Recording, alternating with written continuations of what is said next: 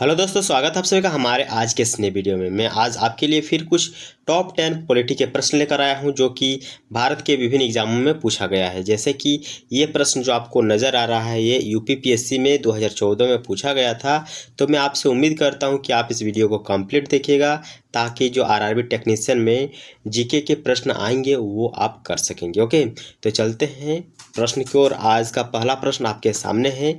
निम्न में से किस अधिनियम ने केंद्र में द्वैध शासन प्रणाली को स्थापित किया? ऑप्शन आपके सामने है। मैं उम्मीद करता हूं कि आप इसका सही आंसर दे पाएंगे क्योंकि आप पॉलिटी में ज़्यादा ही होशियार हैं। ओके, पॉलिटी सबको ही फेवरेट लगता है। तो आपको बताना है कि इस 4 ऑप्शन में कौन सा इसका सही आंसर है जिसमें केंद्र में द्वैध शासन प्रणाली स्थापित हुआ था। पहला ऑप्शन है भारत शासन अधिनियम जो 1935 में आया था वो। दूसरा ऑप्शन भारत शासन अधिनियम 1919। तीसरा ऑप्शन भारत परिषद अधिनियम 1909 और चौथा जो ऑप्शन है वो है भारत परिषद अधिनियम 1892। ओके, तो दोस्तों इसका सही आंसर क्या होगा? तो जी हाँ दोस्तों, इसका सही आंसर ऑप्शन ए ही रहने वाला है, भारत शासन अधिनियम 1935। और इस अधिनियम में बहुत ऐसे हमें कानून देखने को मिलता है जिसे हमें संविधान में अपनाया गया है। यानी जो हमारा संविधान है उसमें इस अधिनियम के बहुत ऐसे नियम कानून को लिया गया है।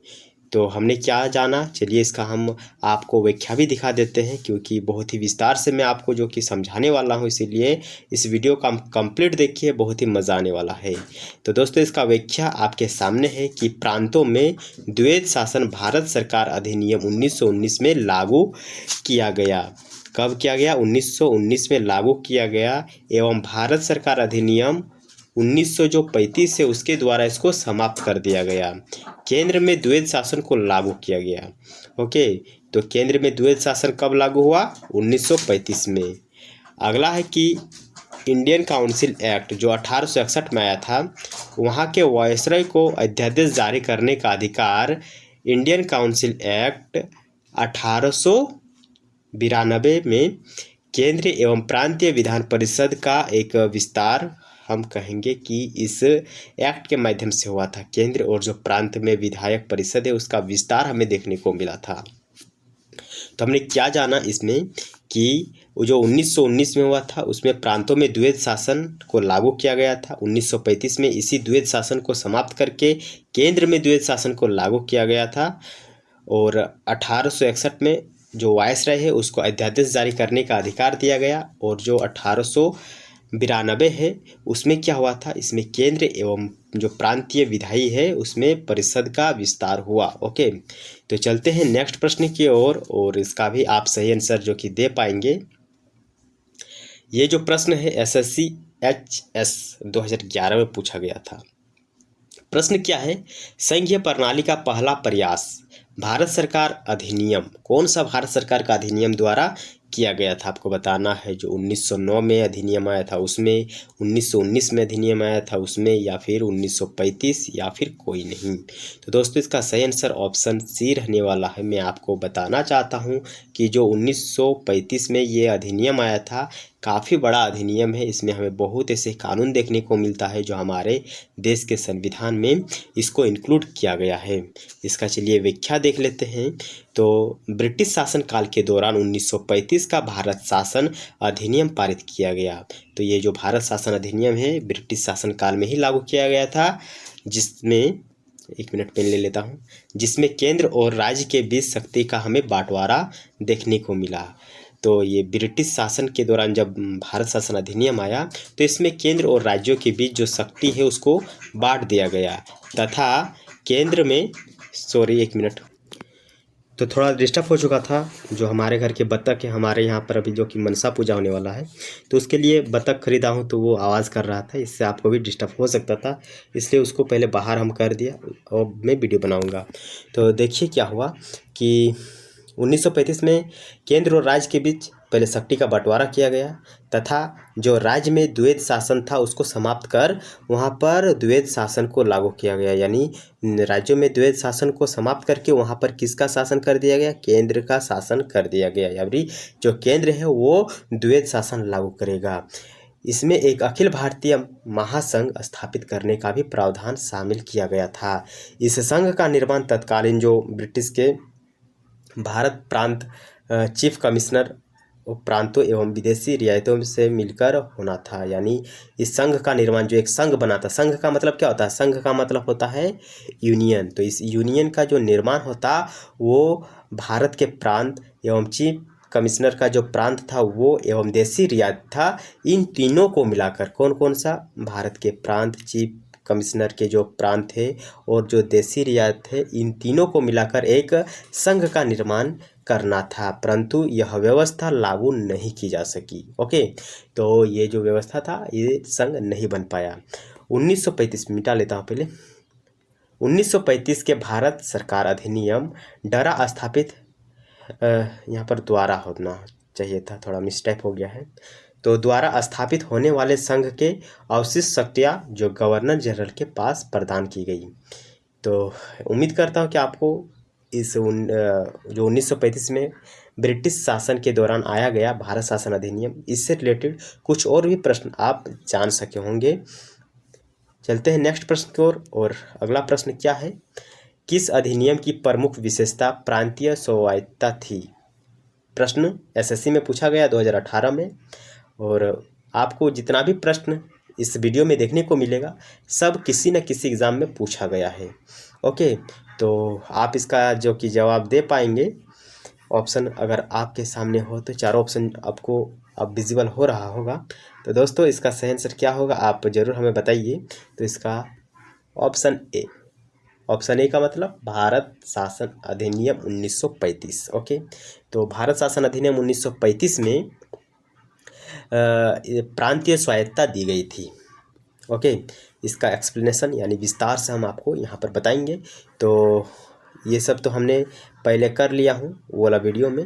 यहाँ पर कुछ एडिशनल चीज़ है, तो एडिशनल चीज़ तो वैसे हम नहीं देखने को मिल रहा है, वही चीज़ है। आप इसको सिर्फ यही याद रखिए कि किस अधिनियम की प्रमुख विशेषता थी प्रांतीय स्वायत्तता। तो भारत सरकार अधिनियम या भारत शासन अधिनियम 1935। नेक्स्ट प्रश्न की ओर चलते हैं। भारत के सचिव का पद किसके द्वारा निर्मित किया गया था? ये प्रश्न दो जगह पूछा गया है, एक आरआरबी में और एक बीपीएससी में। ओके, तो भारत के जो सचिव का पद है ये किसके द्वारा निर्मित किया गया था ये आपको बताना है। मार्ले मिंटो सुधार 1909, भारत सरकार अधिनियम 1858, भारत परिषद अधिनियम 1861, या फिर ऑप्शन डी मॉन्टेग्यू चेम्सफोर्ड सुधार। तो दोस्तों इसका सही आंसर क्या होगा आप ज़रूर हमें बताइए। तो इसका सही आंसर ऑप्शन बी रहेगा, भारत सरकार अधिनियम 1858, जिसमें भारत में सचिव का पद निर्मित किया गया था। आइए जानते हैं इसके बारे में। तो जो गवर्नमेंट है, गवर्नमेंट ऑफ इंडिया एक्ट, जिसे हम क्या कहेंगे हिंदी में, भारत सरकार अधिनियम। तो इस अधिनियम में कंपनी के शासन को समाप्त कर भारत का शासन ब्रिटिश की जो महारानी है उसको सौंप दिया गया। इस अधिनियम के तहत एक भारतीय राज्य सचिव का प्रावधान किया गया था, यानी भारतीय राज्य सचिव का प्रावधान किया गया था। अब हमारा जो शासन है वो सीधा महारानी के हाथों में सौंप दिया गया, एवं इसकी सहायता के लिए एक 15 सदस्यों की एक परिषद बनाया गया। तो आप जो कि समझ गए कि जो गवर्नमेंट ऑफ इंडिया एक्ट है, जिसे हम भारत सरकार अधिनियम कहते हैं, इसमें कंपनी के शासन को क्या कर दिया गया, समाप्त कर दिया गया। एवं जो हमारे ऊपर कंपनी शासन कर रही थी, अब कंपनी ना करके जो ब्रिटिश की महारानी है वो कर रही थी। और इस अधिनियम के तहत भारत में एक सचिव का प्रावधान किया गया, यानी भारत में एक सचिव होगा और इसके सहायता देने के लिए एक 15 लोगों का एक ग्रुप होगा जो इसको क्या करेगा, हेल्प करेगा भारत को जानने के लिए, यहाँ पर शासन करने के लिए। अगला प्रश्न क्या है कि किस भारतीय अधिनियम के तहत पहली बार विधायिका में कुछ निर्वाचित प्रतिनिधित्व की मंजूरी दी गई? एसएससी 2017 में पूछा गया है। ऑप्शन आपके सामने है कि भारत सरकार अधिनियम 1858, भारत सरकार अधिनियम 1909, भारत सरकार अधिनियम 1919, या भारत सरकार अधिनियम 1935। तो दोस्तों इसका सही आंसर क्या होगा ज़रूर बताइए। कुछ समय भी आपको देता हूं ताकि आप सोच सकें, आपके एग्ज़ाम में भी कुछ समय मिलता है, तो जिस कारण से इस वीडियो में मैं भी आपको कुछ समय दे रहा हूं। तो तो इसका सही आंसर ऑप्शन बी रहेगा, भारत सरकार अधिनियम 1909। आइए इसके बारे में और जानकारी प्राप्त कर लेते हैं। तो 1909 में जो कानून आया था, इसमें पहली बार गवर्नर जनरल की कार्यकारी परिषद में एक भारतीय को नियुक्त किया गया था।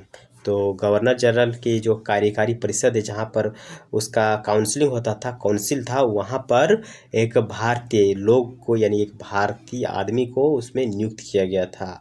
तो नियुक्त होने वाले प्रथम भारतीय कौन थे? जो भारतीय नियुक्त हुआ था यानी उसको वहाँ पर भर्ती किया गया था, तो वो भारतीय कौन था, इसको याद रखना है। तो लॉर्ड सिन्हा साहब। कौन? लॉर्ड सिन्हा। तो लॉर्ड सिन्हा हमारे भारत के ऐसे प्रथम व्यक्ति हैं जिनको वहाँ के सरकार ने गवर्नर जनरल की कार्यकारी परिषद में नियुक्त किया था। ओके, और कब किया था? 1919 के एक्ट में। आइए नेक्स्ट प्रश्न में चलते हैं। प्रश्न क्या है? भारत शासन अधिनियम 1935 द्वारा स्थापित संघ में अवशिष्ट शक्ति किसे प्रदान की गई थी? यूपीएससी में पूछा गया है, बहुत इंपॉर्टेंट है, याद कीजिएगा। ओके, तो दोस्तों जो 1935 में आया था भारत शासन अधिनियम, इसके बारे में आपने और बहुत कुछ ऐसे जानकारी इस वीडियो में प्राप्त कर लिए होंगे, तो इसको भी जान लीजिए कि जो अवशिष्ट शक्ति है ये गवर्नर जनरल को दी गई थी। तो ऑप्शन 20 का जो कि सही आंसर रहने वाला है। तो भारत शासन अधिनियम 1935 द्वारा स्थापित संघ में जो अवशिष्ट यानी जो एडिशनल शक्ति है, एडिशनल जो पावर है, वो गवर्नर जनरल को दी गई थी। जिस प्रकार अभी हमारे भारत में जो एडिशनल शक्ति है उसको हम राष्ट्रपति को दिए हुए हैं। ओके, तो नेक्स्ट प्रश्न की ओर चलते हैं। एसएससी 2019 में पूछा गया है, किस अधिनियम को मॉन्टेग्यू चेम्सफोर्ड सुधार के नाम से भी जाना जाता है? तो ये क्वेश्चन हम कल किए थे। अगर आप कल वाला वीडियो नहीं देखें तो एक बार ज़रूर जाकर देख लिए, बहुत बेनिफिट रहने वाला है आपके लिए। तो दोस्तों इसका सही आंसर ऑप्शन बी रहेगा, भारत शासन अधिनियम 1919 को हम मॉन्टेग्यू चेम्सफोर्ड सुधार के नाम से भी जानते हैं। मॉन्टेग्यू चेम्सफोर्ड सुधार को भारत सरकार अधिनियम 1919 का आधार माना जाता है। मॉन्टेग्यू चेम्सफोर्ड सुधार या जो इसको अधिक सापेक्ष में हम मोंटेफोर्ड सुधार के नाम से भी जानते हैं, भारत में ब्रिटिश शासन द्वारा धीरे धीरे भारत को स्वराज्य संस्था का दर्जा देने के लिए पेश किया गया था। तो जो मॉन्टेग्यू चेम्सफोर्ड सुधार है ये क्यों लाया गया था भारत में? तो इसका मुख्य कारण ये था कि भारत को धीरे धीरे स्वराज संस्थान का दर्जा दिया जाए, यानी भारत को धीरे धीरे करके एक स्वराज यानी हम कहेंगे कि भारत को धीरे धीरे करके एक स्वतंत्र देश बनाया जाए, इसलिए मॉन्टेग्यू चेम्सफोर्ड सुधार 1919 में लाया गया था। नेक्स्ट प्रश्न सुमेलित कीजिए। तो ये प्रश्न जो कि आपके एग्ज़ाम के लिए उतना इम्पोर्टेंट है ही नहीं, तो आप ज़रूर हमें बताइए कि ये किया जाए कि नहीं किया जाए। मैं आपको सिर्फ दिखाने के लिए आया हूँ कि पॉलिटी में आपको इस प्रकार का पढ़ना आवश्यक है कि अगस्त जो घोषणा है ये कौन लाया था, और अगस्त प्रस्ताव, अगस्त संकल्प, इसलिए ये प्रश्न मैं आपके सामने लेकर आया हूँ। तो देखिए जो अगस्त प्रस्ताव है, पहले इसका आंसर जान लीजिए तब आपको बेहतर ये समझ में आएगा। ओके, तो दोस्तों इसका जो कि सही आंसर ऑप्शन ए रहेगा, यानी जो ए है ये 2 से मैच कर रहा है। जो ए है, ए का मतलब इसको हम और नीचे कर देते हैं। ए का मतलब है मॉन्टेग्यू। यार प्रत्येक वीडियो में मैं डिस्टर्ब हो जाता हूँ, क्या कर रहे हैं, स्टूडियो नहीं और घर का हल्ला इतना ज़्यादा होता है। तो जो अगस्त घोषणा है ये लॉर्ड मॉन्टेग्यू से संबंधित है, तो ऑप्शन के अनुसार हमने इसको मैच किया। और जो अगस्त प्रस्ताव है ये क्या है, चलिए देख लेते हैं। तो जो ये 2 से संबंधित, एक से संबंधित लॉन लिथिगो अगस्त प्रस्ताव, और महात्मा गांधी जो कि आप जानते हैं 3 का डी होगा, डी का 3 होगा। ओके, और जो सी है उसका 4 होगा। तो अगस्त संकल्प लाया गया था महात्मा गांधी, इससे मतलब संबंधित है, आप याद रखिएगा। और जो प्रत्यक्ष कार्यवाही दिवस है वो मोहम्मद अली जिन्ना से संबंधित है। तो ये प्रश्न जो कि आपके एग्ज़ाम के लिए नहीं था, आप इसको इस प्रकार याद रख सकते हैं कि जो अगस्त संकल्प है ये महात्मा गांधी से थोड़ा सा संबंधित है। अगस्त प्रस्ताव जो लॉर्ड लिथिगो से संबंधित है और अगस्त घोषणा लॉर्ड मोंटेग्यू से संबंधित है। और जो रहा प्रत्यक्ष कार्रवाई दिवस ये मोहम्मद अली जिन्ना से संबंधित है। यानी ये कहें कि थोड़ा सा उससे संबंधित है, रिलेटेड है। ओके, नेक्स्ट प्रश्न की ओर चलते हैं। नेक्स्ट प्रश्न भी थोड़ा उसी प्रकार है, ये भी आपके एग्ज़ाम के लिए नहीं थोड़ा सा भी इम्पोर्टेंट है। ये हमने अभी जाना कि भारत शासन अधिनियम, भारत सरकार अधिनियम, उसमें कौन कौन से चीज़ किया गया था, इसके बारे में आपको थोड़ा सा मैच करना है। जैसे कि हमने क्या जाना था अभी, जो भारत सरकार अधिनियम 1919 से उसमें क्या हुआ था, तो इसमें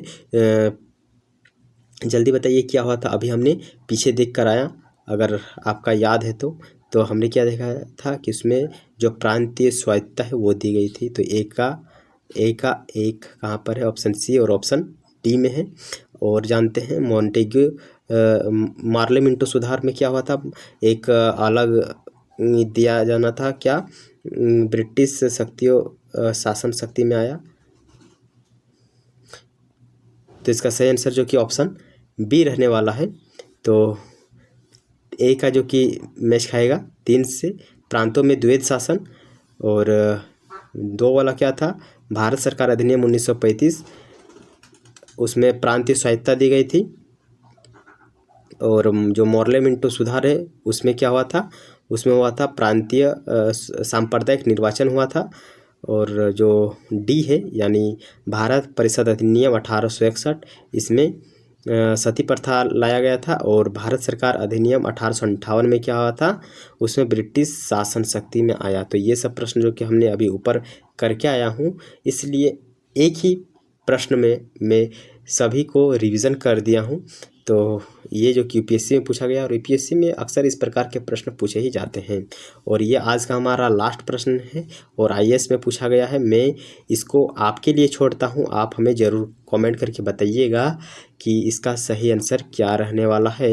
इसको एक बार आप ऑप्शन को स्क्रीनशॉट मार लीजिए। और ये सब प्रश्न अभी हमने पीछे करके आया हूँ, आपको ज़रा सा भी तकलीफ़ नहीं होने वाला इसको मैच करने में। ओके, तो हमारा वीडियो जो कि 10 क्वेश्चन तक ही सीमित था, इसलिए इस वीडियो को हम यहीं पर समाप्त करते हैं। 18 मिनट का हमारा ये वीडियो जो कि हो चुका है, और कल भी हमारा वीडियो आएगा, इसीलिए आप हमारे चैनल को सब्सक्राइब करके आप रख लीजिए। मैं रोज़ आपके लिए वीडियो लाता ही रहता हूँ और बेहतरीन प्रश्न लेकर आता हूँ जो कि किसी न किसी एग्ज़ाम में पूछा गया है और आने वाले एग्ज़ाम में भी उम्मीद है कि वो पूछा ही जाएगा। ओके, तो मिलते हैं एक अनदर वीडियो में, तब तक के लिए बाय बाय। चैनल को सब्सक्राइब करके वीडियो को लाइक कीजिएगा और इसका आंसर दीजिएगा। ओके।